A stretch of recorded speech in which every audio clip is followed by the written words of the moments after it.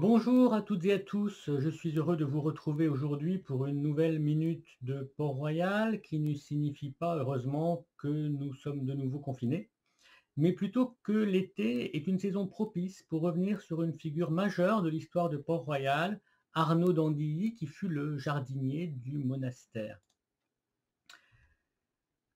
Arnaud d'Andilly ne correspond pas à l'image qu'on se fait habituellement du janséniste austère, en habits sombres, vivant dans la solitude, à l'écart du monde et du bruit. Heu, c'est une personnalité beaucoup plus complexe, beaucoup plus étonnante.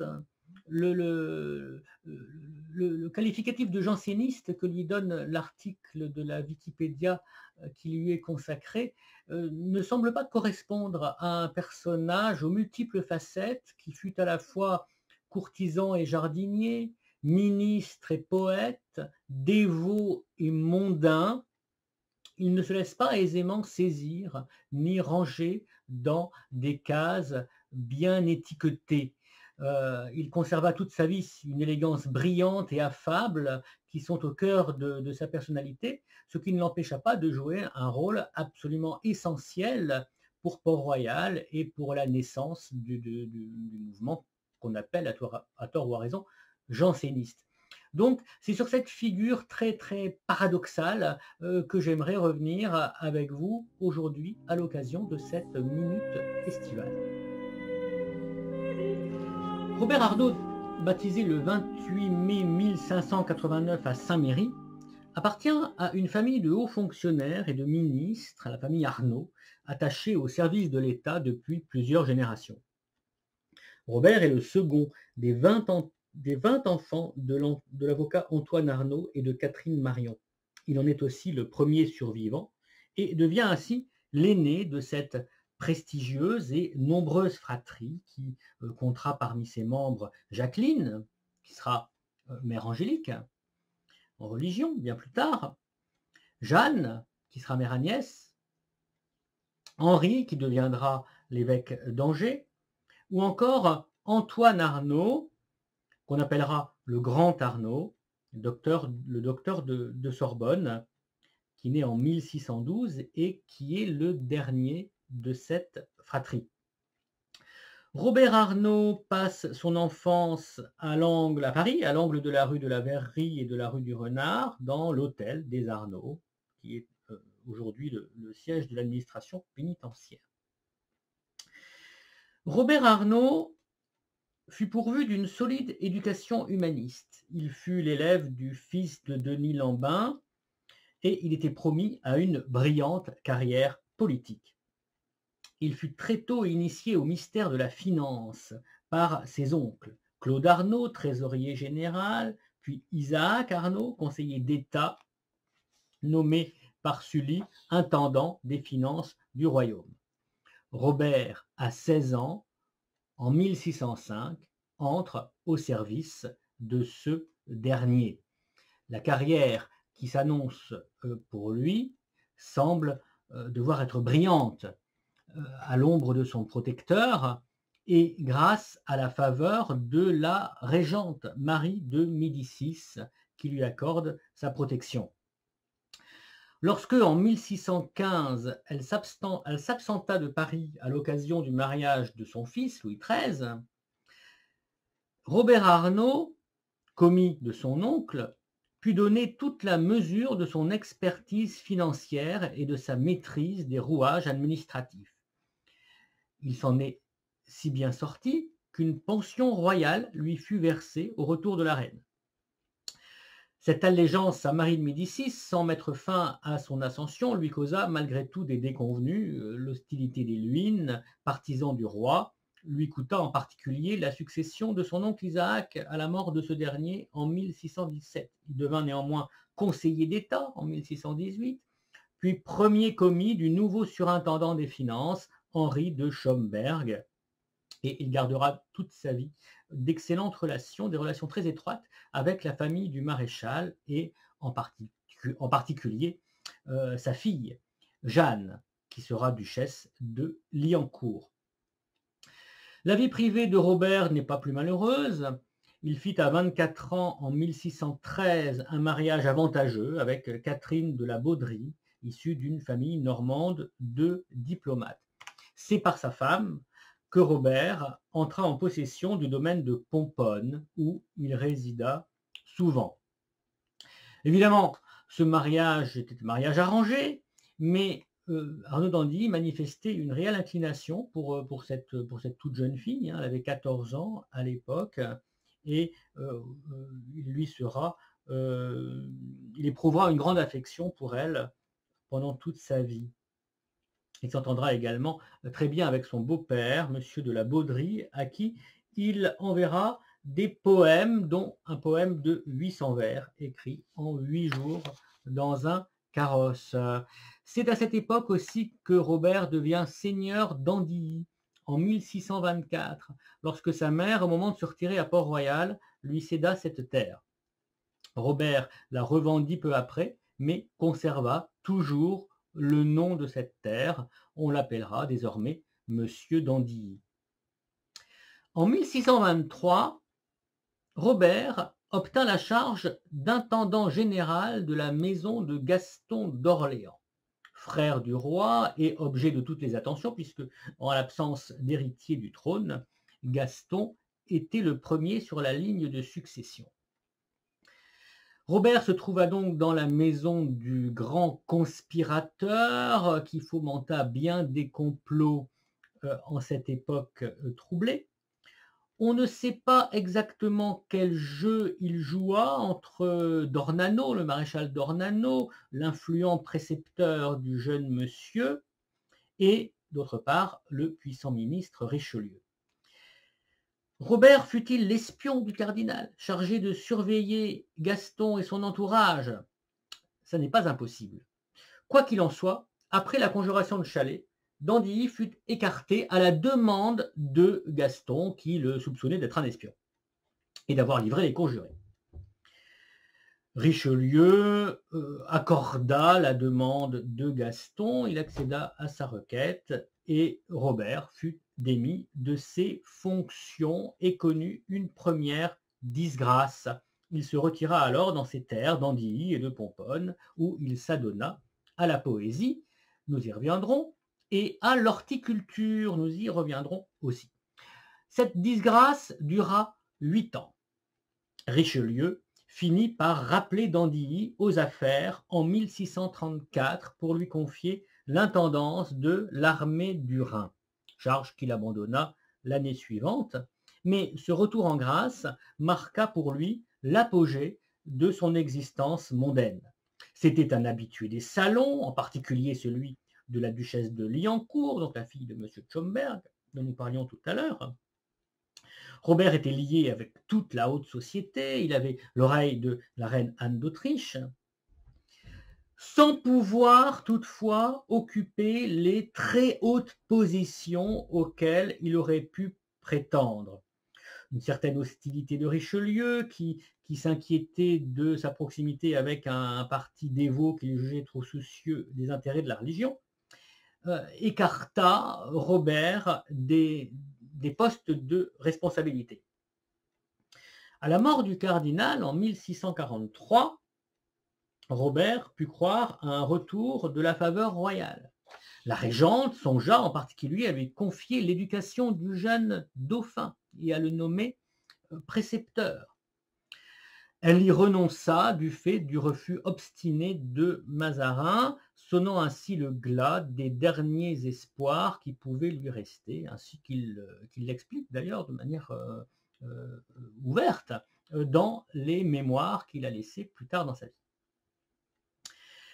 Donc, le premier visage d'Arnaud d'Andilly, que nous avons gardé d'Arnaud d'Andilly, est celui d'un homme politique compétent, avisé, qui fit une belle carrière, sans qu'elle fût tout à fait aussi brillante qu'il eût pu l'espérer.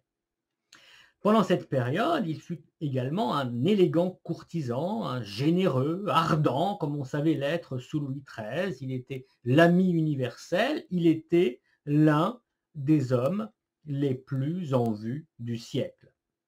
Il fréquentait tous les lieux à la mode, il était l'oracle de l'hôtel de Liancourt, il fréquentait la Chambre bleue chez madame de Rambouillet, il participait aux jeux d'esprit, aux exercices littéraires de toute cette belle société qu'on taxe volontiers de précieuse. On a gardé une lettre de 1623 qui manifeste l'acuité de son talent. Il eut en effet à trancher un différend délicat entre madame de Liancourt et madame de Rambouillet. La première, par modestie, ne voulait pas qu'on fasse état de ses qualités. Mais la maîtresse des lieux, madame de Rambouillet, en revanche, au nom de la vérité, exigeait qu'on prononce les éloges de son amie madame de Liancourt.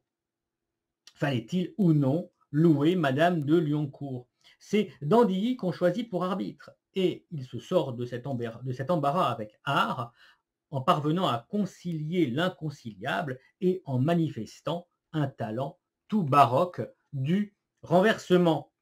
Car comment pourriez-vous vous plaindre d'être contrainte par la vérité à reconnaître les grâces que Dieu vous a faites? Et comment madame la marquise de Rambouillet, qui vous aime si parfaitement, serait-elle fâchée de voir que vous en avez rehaussé le lustre par la qualité de toutes les plus estimables aux femmes, qui est la modestie?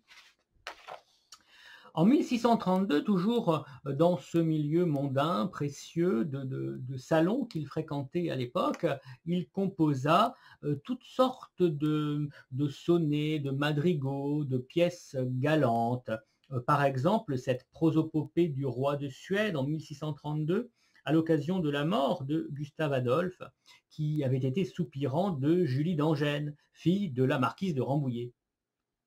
Plus vite que l'éclair, plus craint que le tonnerre, portant avec moi la terreur et la mort, j'ai passé comme un Mars des rivages du Nord, partout où m'appelait la justice et la guerre.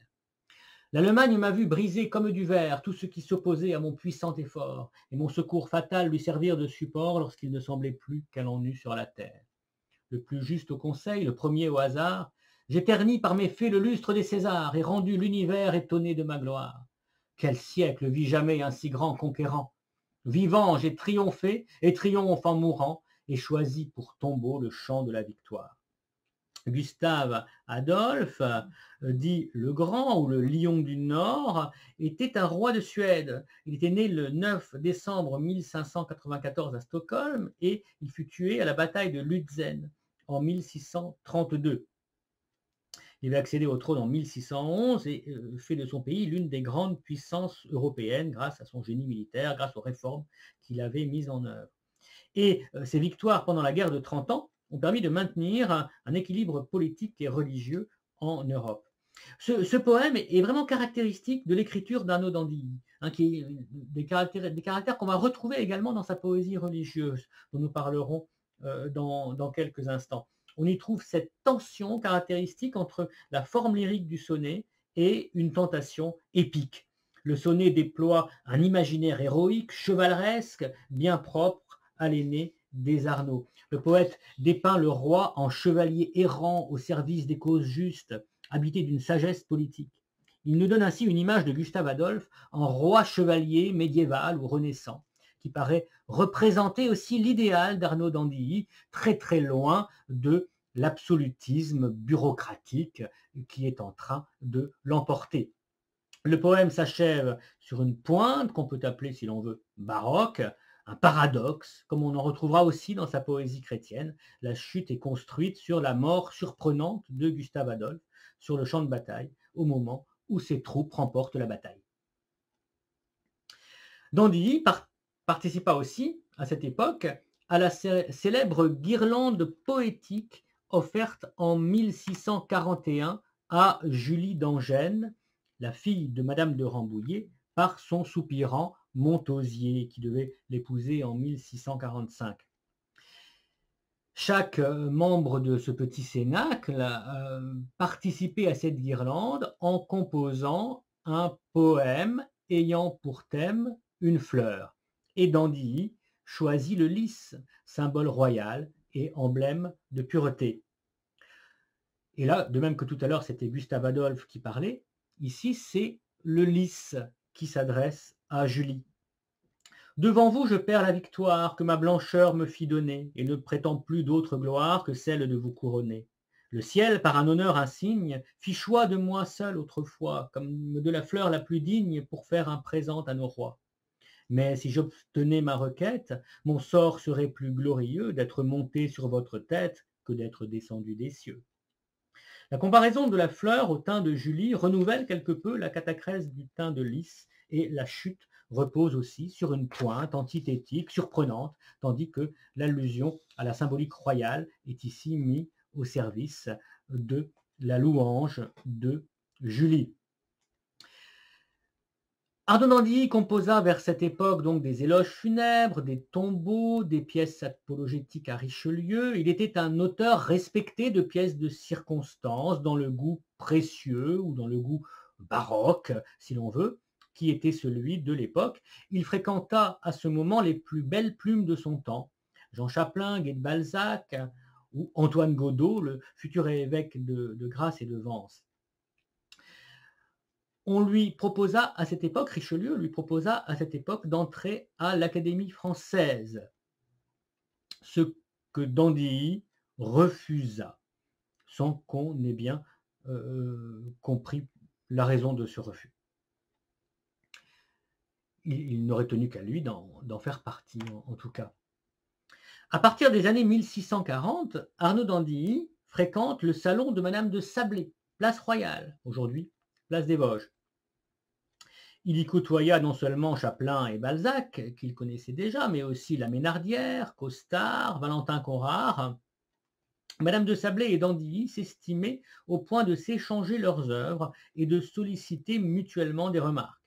Ils s'entendent tous deux pour louer l'amitié, valeur humaniste chère à l'aîné des Arnaud, ou pour condamner le théâtre, bête noire des Augustiniens proches de Port-Royal. Nous avons gardé des traces de leur correspondance dans un manuscrit des lettres de la marquise de Sablé, qui est conservé à la BNF.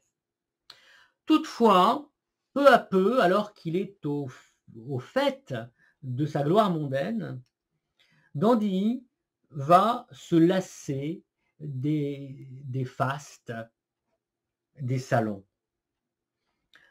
En décembre 1644, il fit ses adieux à la reine et partit vivre en ermite dans les parages d'un monastère situé en vallée de Chevreuse, l'abbaye de Port-Royal. Alors, on est confronté ici à une première surprise.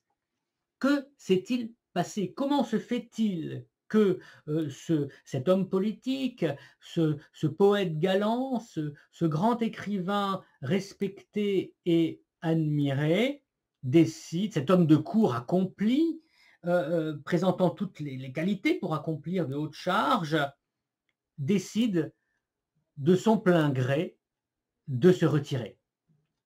Il n'a pas été victime d'une nouvelle disgrâce, hein, c'est volontairement, délibérément qu'il décida de se retirer à Port-Royal.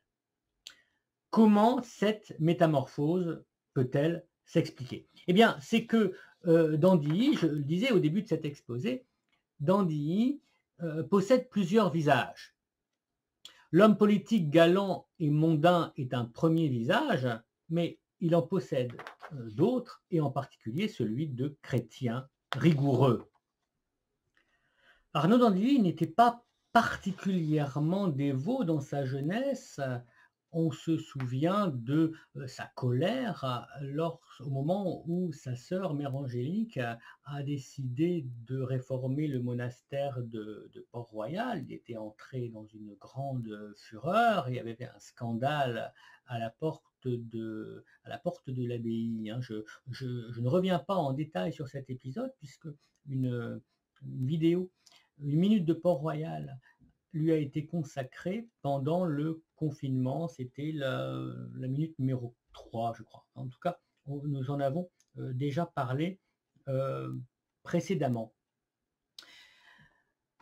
Toutefois, un certain nombre de rencontres vont déterminer et renforcer chez lui peu à peu une vocation religieuse et une ferveur religieuse.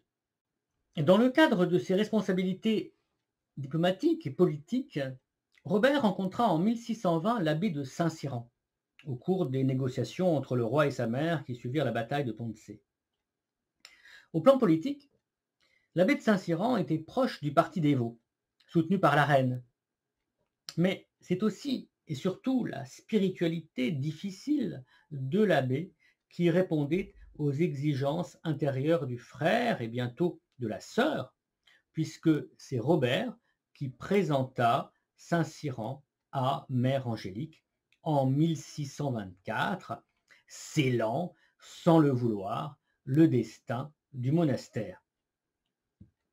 Saint-Cyran, à cette date, était une figure éminente du catholicisme français, à une époque où beaucoup de religieux s'attachaient à restaurer la discipline et la foi après les tourments des guerres de religion.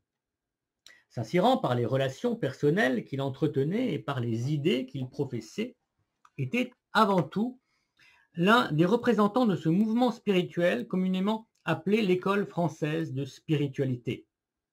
Il fréquenta Bérulle, il subit l'influence de saint François de Sales qu'il rencontra peu avant sa mort en 1622, et Mère Angélique n'échappa pas à l'ascendant exercé par l'abbé sur son entourage. Mère Angélique voulut que Saint-Cyran devint le confesseur de sa maison, poste qu'il occupa à partir de 1635, après de longs conflits, et Saint-Cyran devait bientôt entraîner Port-Royal dans la tourmente où il fut emporté. Peu à peu, en effet, il apparut que Saint-Cyran occupait au sein de l'école française de spiritualité une place singulière. L'importance prise par la morale dans sa pensée, le sentiment d'un déclin de l'Église depuis le Moyen-Âge, ou encore le rôle essentiel qu'il accordait aux pères de l'Église, et en particulier aux pages les plus sévères de saint Augustin, sans constituer à proprement parler un système, tout cela donnait néanmoins une couleur à sa spiritualité qui suscitait l'admiration des uns et la suspicion des autres, en particulier du pouvoir royal. La proximité de Saint-Cyran avec Jansénius, l'évêque d'Ypres, qui s'appuyait sur les dernières œuvres de l'évêque d'Hippone pour défendre une conception très anti-humaniste de la grâce, ça inquiétait d'autant plus le pouvoir que Jansénius habitait une terre espagnole et qu'il s'était fait remarquer par des pamphlets anti-français. Pour Richelieu, qui faisait passer les intérêts de la nation avant ceux de la religion, le comportement de Saint-Cyran devenait trop inquiétant pour qu'on pût le tolérer davantage. Les considérations politiques jointes aux options religieuses conduisirent Richelieu à faire arrêter l'abbé de Saint-Cyran qu'il prenait pour un ennemi religieux et politique.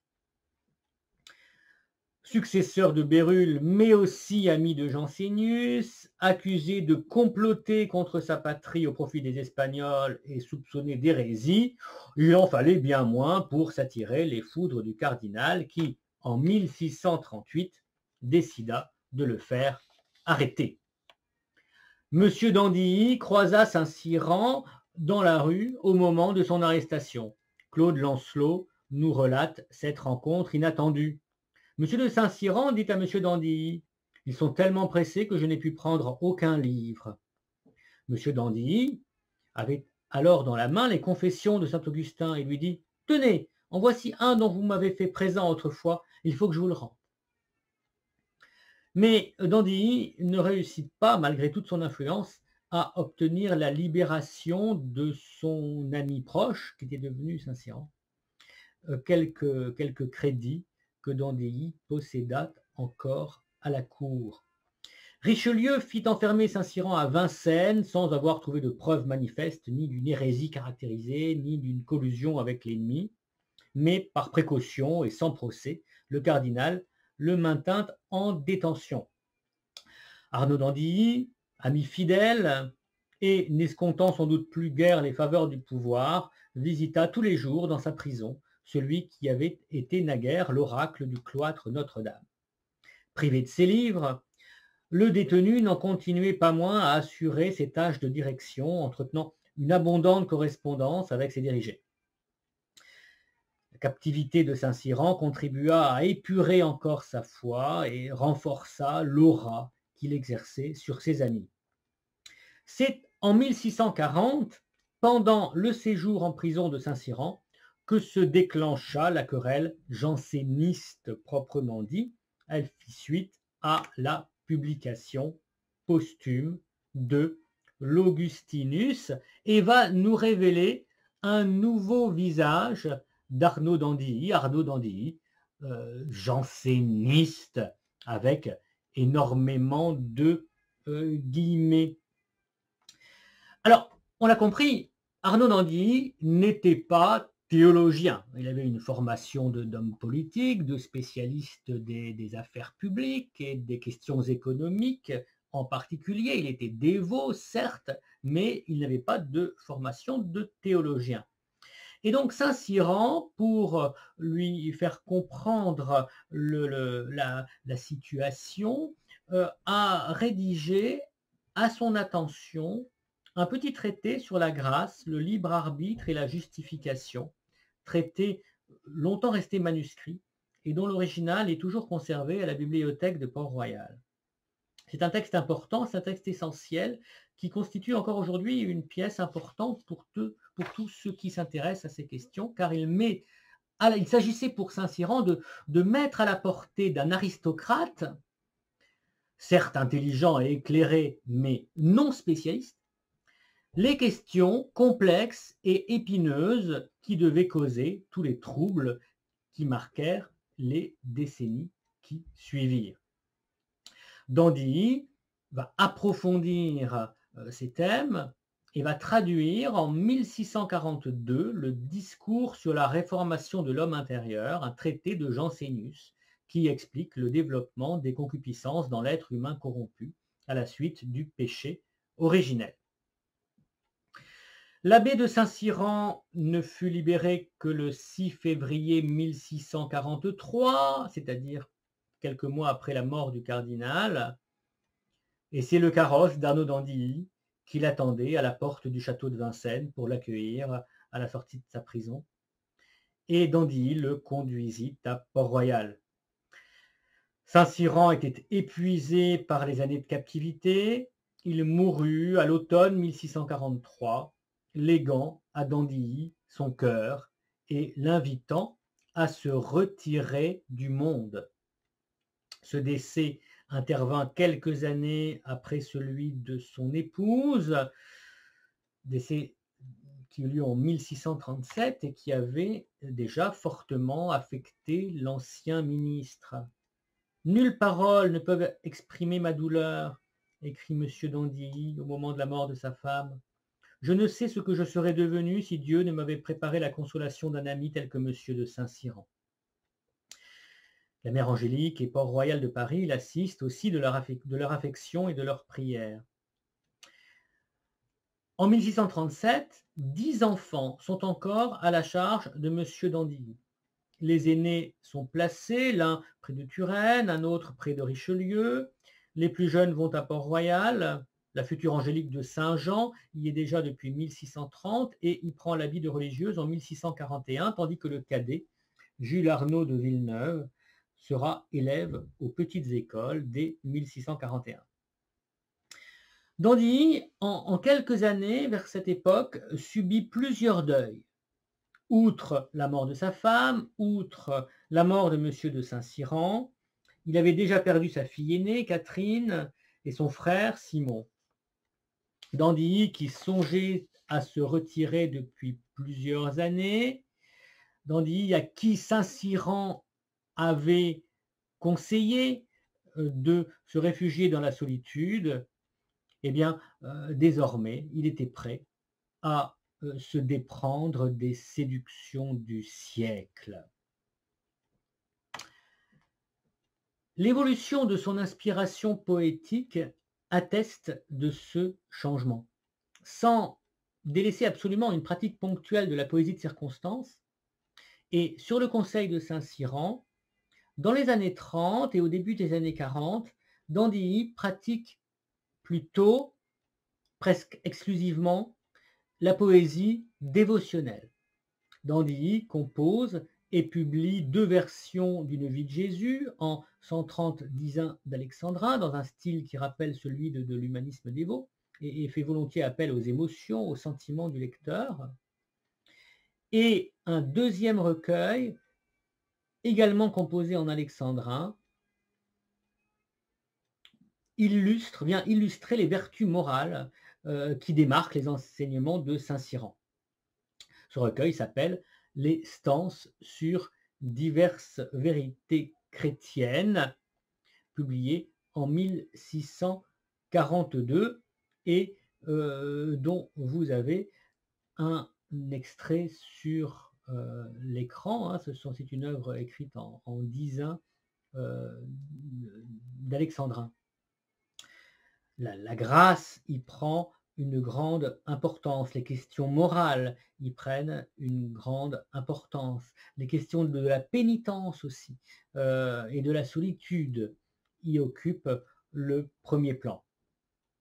Donc on le voit, un infléchissement, toutes sortes d'infléchissements se produisent dans ces années-là et vont déterminer peu à peu Arnaud d'Andilly à se déprendre des vanités du monde et à opter pour la retraite, loin du monde et du bruit. Monsieur d'Andilly va renoncer progressivement à la vie mondaine et à la cour, non sans avoir pris le temps de mettre de l'ordre dans ses affaires. C'est vers cette date qu'il vend sa terre d'Andilly, dont il va garder le nom. C'est vers cette date aussi qu'il obtient que sa pension de 4000 livres puisse être versée à son fils, Simon Arnaud de Pomponne, dont il suivra toujours la carrière avec une grande attention. Donc, en 1644, après avoir mis ses affaires en ordre, il annonce son départ, non sans une certaine emphase. Cécile Gazier parlait d'adieux emphatiques où le courtisan finissant perçait plus que l'anachorète à ses débuts dans son ouvrage consacré à ces messieurs de Port-Royal paru en 1932. Alors, ce parcours progressif qu'il fut s'apparente à ce changement de vie si fréquent au XVIIe siècle et qu'on appelle conversion.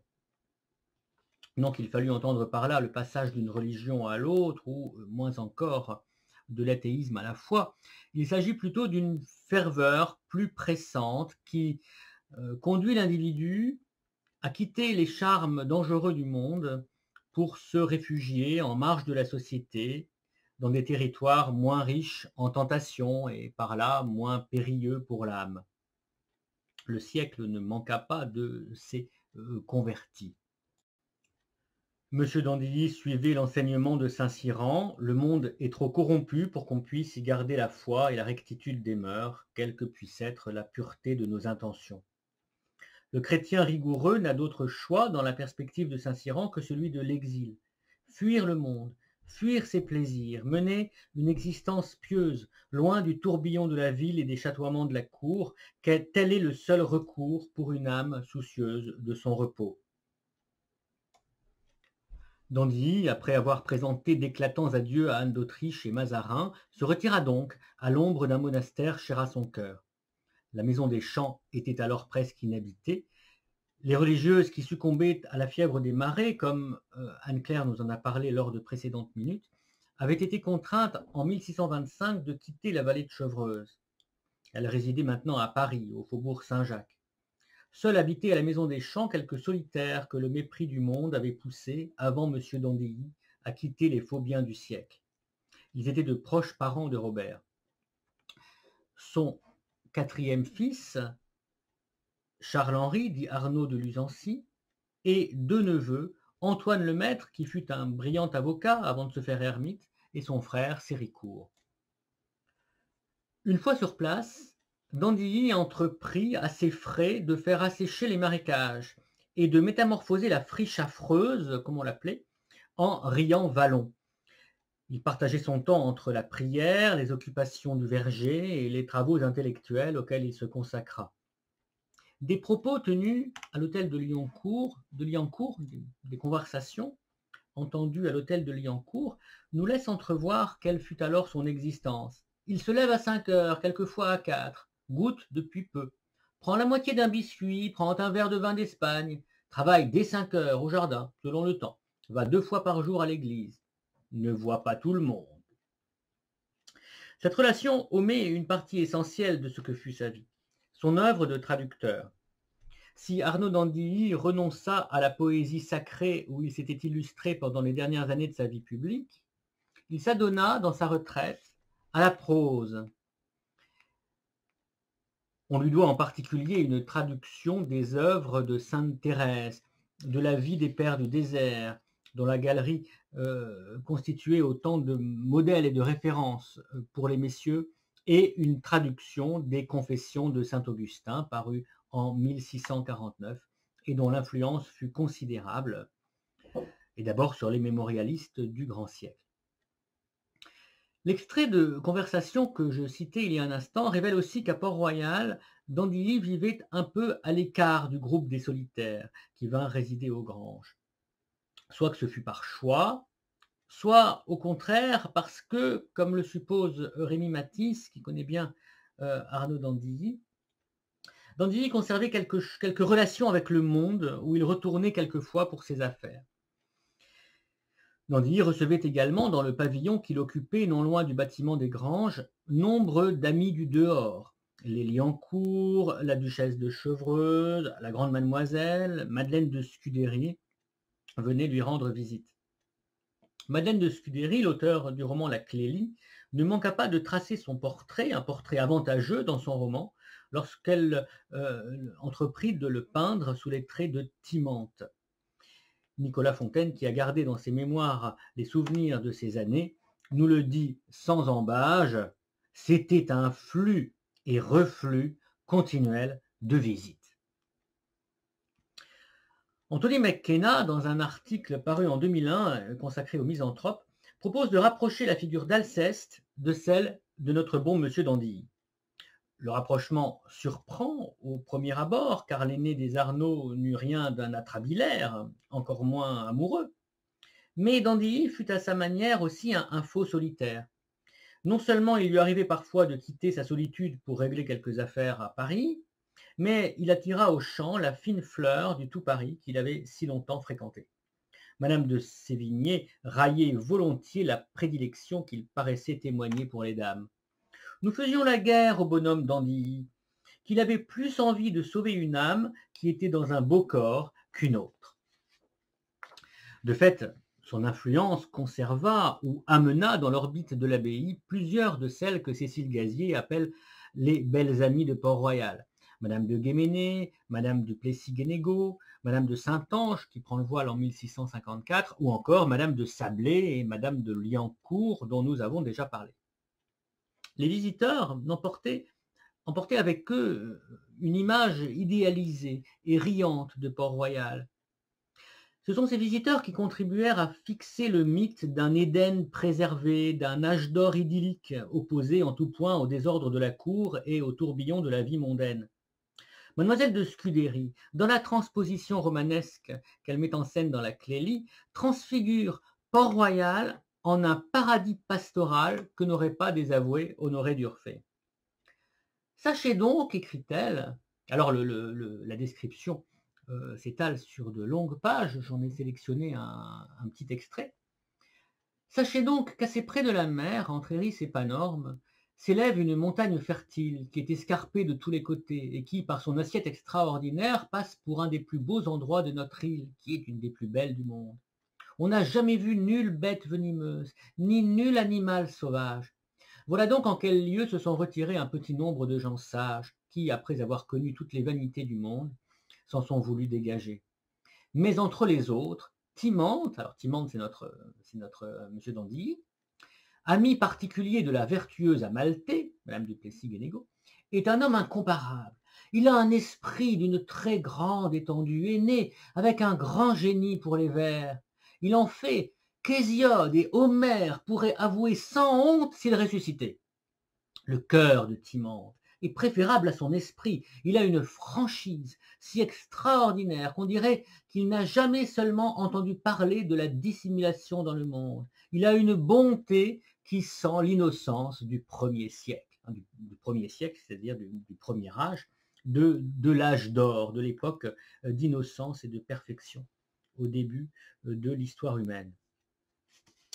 Mademoiselle de Scudéry part Timanthe de toutes les qualités physiques, intellectuelles, morales, sociales. Il est, dit-elle, le plus ardent et le plus parfait ami qui fut jamais, qualité humaniste et chrétienne, auquel M.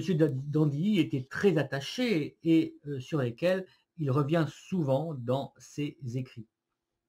Anthony McKenna, dans l'article qu'il consacre à d'Andilly dans le dictionnaire de Port-Royal, estime que Robert Arnault a un peu faussé l'image de Port-Royal. Les mondains qui s'en revenaient à Paris après l'avoir visité gardaient l'image d'une sainte Thébaïde bucolique, ce qui paraît constituer une image sans doute plus pluriante et un peu déformée par rapport à ce que fut ce lieu d'austérité et de solitude. Mais enfin, après tout, Jean Racine, jeune élève et ami du vieil Anachorète, ne nous en donne pas une image très dissemblable dans le paysage, poème que, jeune homme, il consacra au monastère. Cette relative compromission d'Arnaud d'Andilly avec le monde pouvait embarrasser les solitaires les plus extramondains, pour parler comme Lucien Goldman. Il n'en reste pas moins que ce prosélytisme fut efficace et qu'il contribua à rapprocher de Port-Royal une partie de la grande société de son temps. C'est par l'entreprise d'Arnaud d'Andilly que Gomberville, romancier repenti, le duc de Liancourt ou encore le duc de Luynes se rapprochèrent de l'abbaye. En 1651, le duc de Luynes fit construire le château de Vaumurier et fit élever ses filles au monastère. Du fond de cette semi-retraite à Port-Royal, d'Andilly n'en continue pas moins à suivre de près les affaires du monde, y compris les affaires politiques.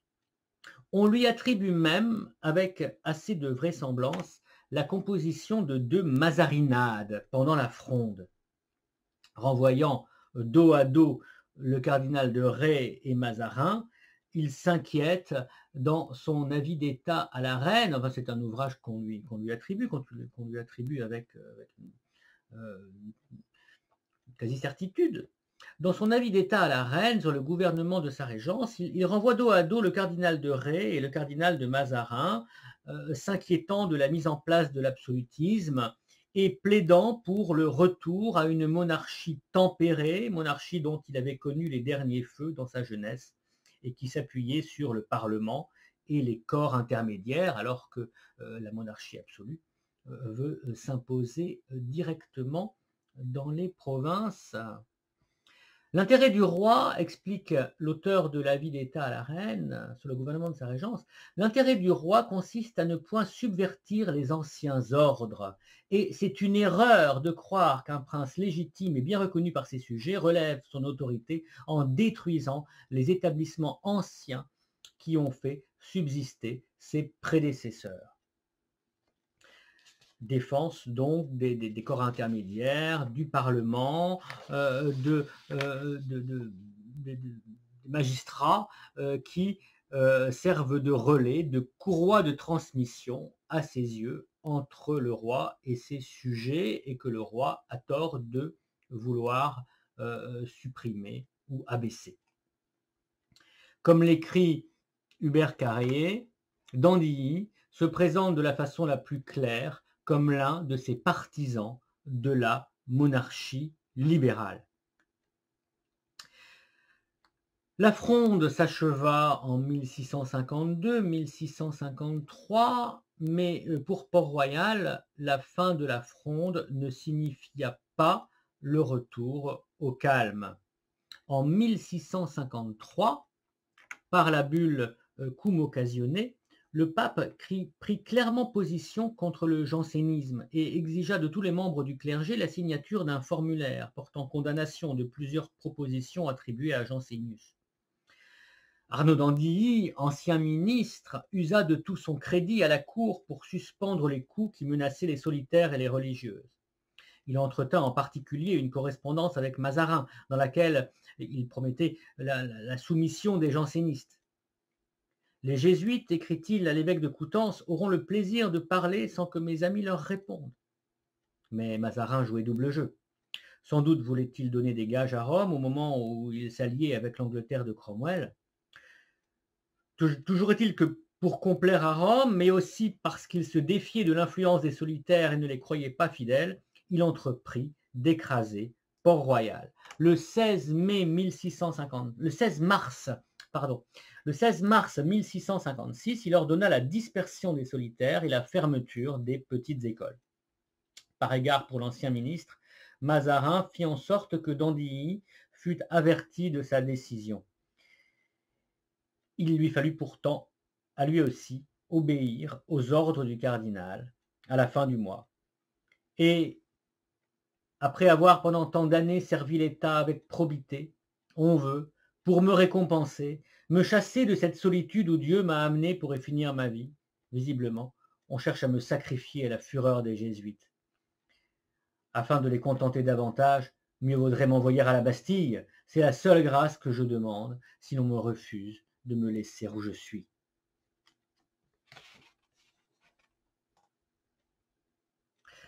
Quelques ménagements compris à l'endroit d'Arnaud d'Andilly, il lui fallut bien pourtant s'exécuter. D'Andilly se retira à Pomponne, puis à Fresnes, chez Madame du Plessis. Son exil fut de courte durée, il put réintégrer sa solitude le 2 mai 1656. On aurait pu imaginer à ce moment-là que ce soit lui qui prenne la tête du mouvement augustinien au moment du conflit avec la Sorbonne, qui vit l'expulsion de son frère Arnaud, et au moment de la campagne des provinciales. Mais d'Andilly n'avait sans doute pas l'âme d'un chef de parti, et il était aussi sans doute trop un homme de conciliation et d'accommodement pour cette tâche. Et puis il commençait aussi à devenir âgé, surtout au regard des critères de l'époque.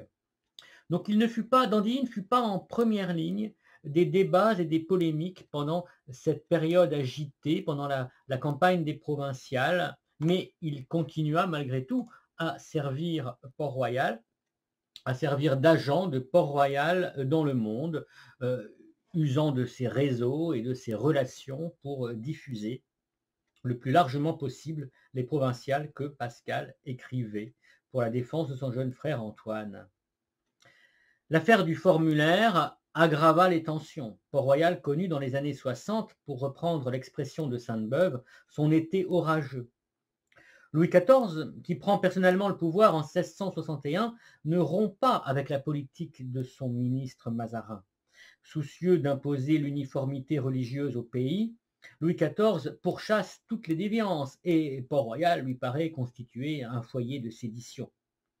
Souvenir de la Fronde, souvenir de la Révolution d'Angleterre, crainte de l'influence d'une faction, peur du modernisme, tout un faisceau de raisons va pousser Louis XIV à devenir le destructeur de Port-Royal. Afin qu'il y ait uniformité dans tous les diocèses, en 1661, l'Assemblée du clergé de France impose à tous les ecclésiastiques, mais aussi à tous les religieux et religieuses, la signature du formulaire portant condamnation du jansénisme. À terme, c'est la perte de Port-Royal. Les religieuses de Port-Royal refusant de signer, une terrible persécution commence, avec, entre autres mesures, le renvoi des pensionnaires et l'interdiction de recevoir de nouvelles postulantes. Malgré les soutiens dont jouit Port-Royal, y compris celui de la reine de Pologne, les attaques continuent. En août 1664, devant le refus réitéré de signer le formulaire, l'archevêque de Paris, Ardouin de Péréfixe, décide d'interdire de sacrement les moniales et insulte la mère abbesse, Madame de Ligny, qu'il traite de petite sotte et de petite ignorante. Il décide alors de franchir une nouvelle étape dans la persécution. Il se propose d'enlever 12 religieuses parmi les plus rebelles afin de les exiler séparément dans d'autres monastères ou autant dire des prisons. Informé par sa fille, la mère Angélique de Saint-Jean, Arnaud d'Andilly tenta inutilement de dissuader l'archevêque d'entreprendre cette arrestation. Le matin du 26 août, sachant ce qui allait se tramer, Robert Arnaud se rendit au monastère du faubourg Saint-Jacques. Au parloir, il récite avec sa fille, la mère Angélique de Saint-Jean, un verset du psaume 117 en attendant l'arrivée de la police. Haec est dies quam fecit Dominus. Voici le jour que fit le Seigneur. Pour interpeller une douzaine de femmes désarmées, l'archevêque emploie les grands moyens. Il arrive peu après midi, en rocher et camail, faisant porter sa croix, à la tête de 7 ou 8 carrosses, d'une vingtaine d'exemps, du chevalier du guet, du prévôt et de 200 archers qui envahissent la cour de Port-Royal. d'Andilly est là pour le recevoir. Je suis bien malheureux, monsieur, d'avoir vécu 76 ans pour voir ce que je vois aujourd'hui, déclare-t-il à l'archevêque. L'archevêque nomme 12 religieuses, dont la mère abbesse, Madame de Ligny, et leur fait savoir qu'elles seront conduites dans d'autres monastères où elles seront privées de toute relation avec l'extérieur. d'Andilly ne peut pas empêcher l'exécution de cet ordre, mais il va s'employer à lui donner une solennité quelque peu théâtrale qui est bien dans sa manière. Il amène à l'archevêque successivement sa sœur, la mère Agnès, ses 3 filles et les autres religieuses condamnées. Cette mise en scène apparut au roi comme une rébellion. Elle lui coûta la liberté. À la suite de cet épisode, d'Andilly reçut l'ordre de se retirer à Pomponne. Il dut se soumettre et quitter une nouvelle fois Port-Royal des Champs, et cette fois pour longtemps. La relégation à Pomponne fut douce, malgré tout, dans un domaine qu'il affectionnait. Il s'occupe en particulier de l'éducation de ses petits-enfants lorsque son fils Simon a été nommé ambassadeur de Suède. C'est à cette époque que Robert Arnaud rédigea ses mémoires à la demande de Simon Arnaud de Pomponne en 1667. La paix de l'Église en 1669 illumina ses dernières années. d'Andilly eut la joie de voir Simon Arnaud de Pomponne accéder au rang de ministre. Lui-même retrouva le chemin de Port-Royal des Champs en 1673, quelques mois avant d'y mourir, le 27 septembre 1674, à l'âge de 85 ans. D'après l'abbé Grégoire, dans les ruines de Port-Royal des Champs, on retrouva sa pierre tombale à Magny, portant l'inscription « Sub sole vanitas, supra solem veritas ». Alors, parmi les différents visages d'Arnaud d'Andilly, il en est un que nous n'avons pas encore beaucoup mentionné et qui fut pourtant essentiel, c'est sa fonction de jardinier. L'intendant du roi retiré à Port-Royal se donna, paraît-il, le titre plaisant d'intendant des jardins. De fait, le solitaire accordait à cette activité beaucoup de son temps. L'horticulture avait toujours été une de ses grandes passions. Il a toujours été jardinier, explique Tallemant dans ses historiettes. Jardinier n'est sans doute pas le terme qui convient. Il vaudrait mieux voir en lui un ingénieur agronome avant la lettre. d'Andilly paraît même avoir pratiqué, bien avant que la mode en soit répandue, la conservation d'espèces rares. Il avait à Andilly jusqu'à 300 sortes de poires, raille Tallemant qui n'éprouve guère de sympathie pour la lubie de notre jardinier. Lorsqu'il apprend la prochaine retraite de l'aîné des Arnaud, au milieu des années 1640, Balzac s'inquiète.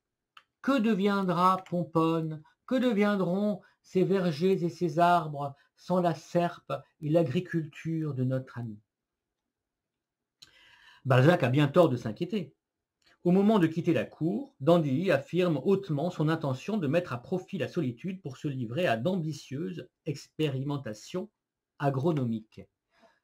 Et au moment de faire ses adieux à la reine, il lui dit que si Sa Majesté entendait dire qu'il faisait, à son propos, hein, il c'est lui, que si Sa Majesté entendait dire qu'il faisait des sabots à Port-Royal, qu'elle n'en crut rien, mais que si on lui rapportait qu'il y cultivait des espaliers, elle le crut, et qu'il espérait en faire manger des fruits à Sa Majesté.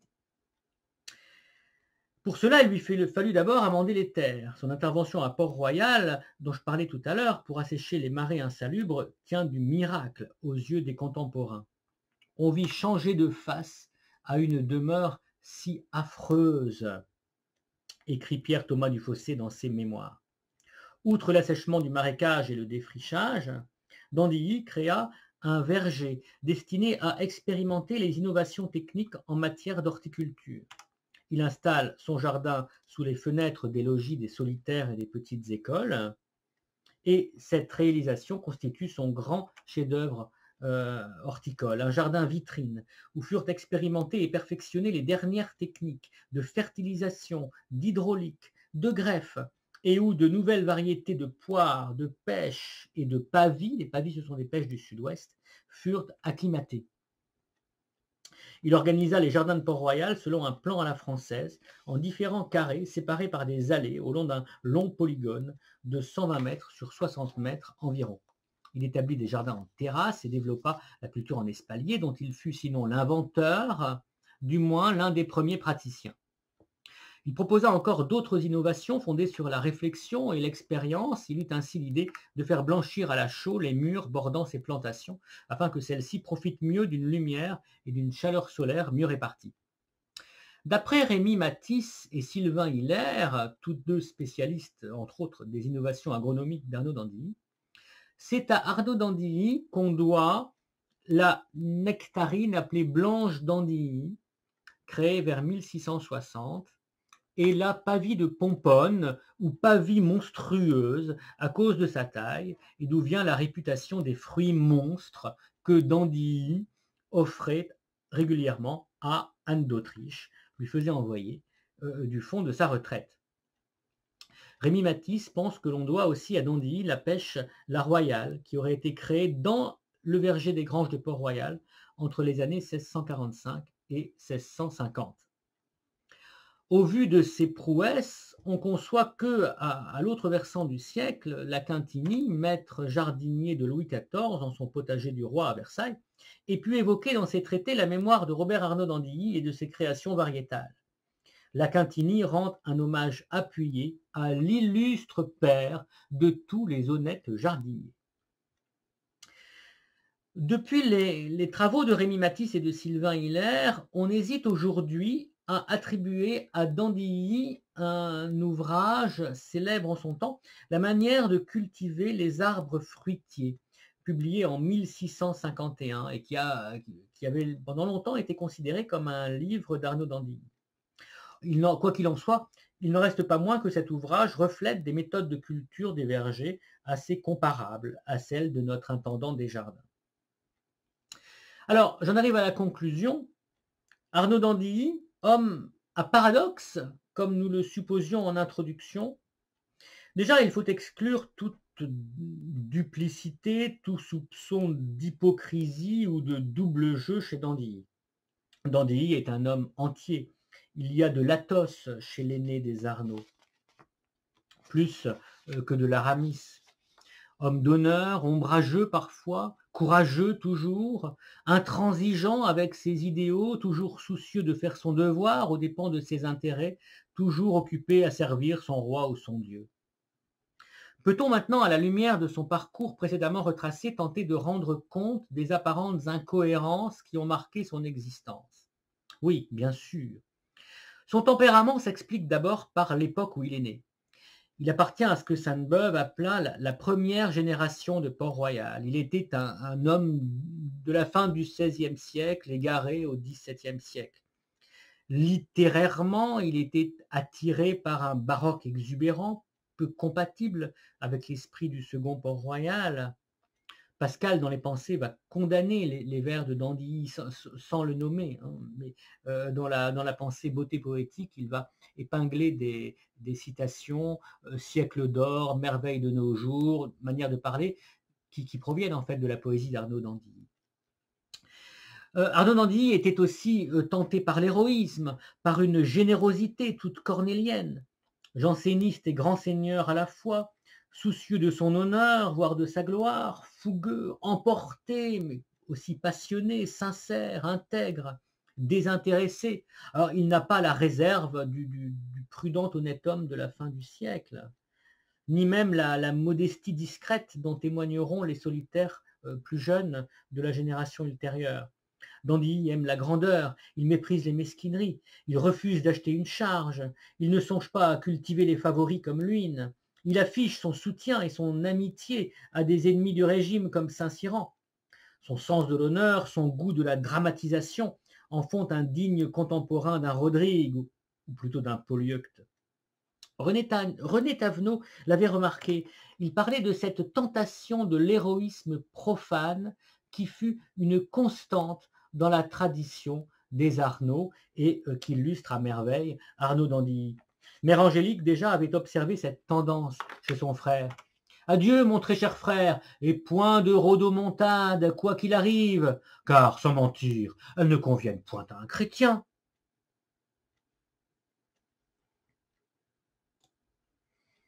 Alors, contradiction ou pas, Dandilly a-t-il vraiment changé depuis la journée du guichet? Au fond, il est toujours resté le même défenseur d'un christianisme ouvert sur le monde. La fermeture complète, le repli dans une solitude absolue lui sont incompréhensibles. La vie de Jacqueline avant la Réforme rappelle toute proportion gardée son propre choix, un pied dedans, un pied dehors, un refus modéré des mondanités, une opposition au vain divertissement comme le théâtre, on lui attribue même un libelle contre Don Juan, mais sans pour autant couper tous les liens avec le siècle, parce que pour lui, le monde n'est pas seulement le lieu de la corruption, c'est aussi le lieu de l'amitié, de la sociabilité, de l'agrément qu'on prend auprès des êtres chers. Au fond, Dandilly n'a jamais vraiment choisi entre les deux maîtres spirituels de sa jeunesse, Saint François de Sales d'un côté, Saint Cyran de l'autre. D'un côté, une dévotion au cœur de la société, de l'autre, une rupture indispensable avec un monde marqué au sceau de la corruption. Dandilly est-il isolé? Ne révèle-t-il pas une conception de la retraite qui est peut-être plus partagée qu'on ne le pense à Port-Royal? Est-il une exception ou plutôt un révélateur? Pascal ou Racine ne donnerait-il pas aussi des exemples de cette oscillation entre le monde et la retraite? Pascal, qui ne fut jamais si mondain qu'on le dit, mais qui ne renonça jamais non plus totalement au prestige de la science, lui qui, 5 ans après sa conversion, proposa à toute l'Europe savante le concours de la roulette. Racine, qui continua jusqu'au bout à être bien en cours, tout en écrivant en secret un abrégé de l'histoire de Port-Royal qu'il n'aurait pas souhaité voir tomber entre toutes les mains et qui assistait aux funérailles du grand Arnaud. Donc, en attribuant à Dandilly cette spécificité, ces paradoxes d'anachorète mondain, de courtisan anachorète, comme disait Cécile Gazier, on lui fait porter sur lui seul le poids d'une collusion entre des valeurs opposées dont il ne fut peut-être pas le seul coupable et qui manifeste dans tous les cas certaines tensions sans lesquelles, en fait, on ne comprendrait pas l'intensité du rayonnement exercé par Port-Royal dans tout le siècle.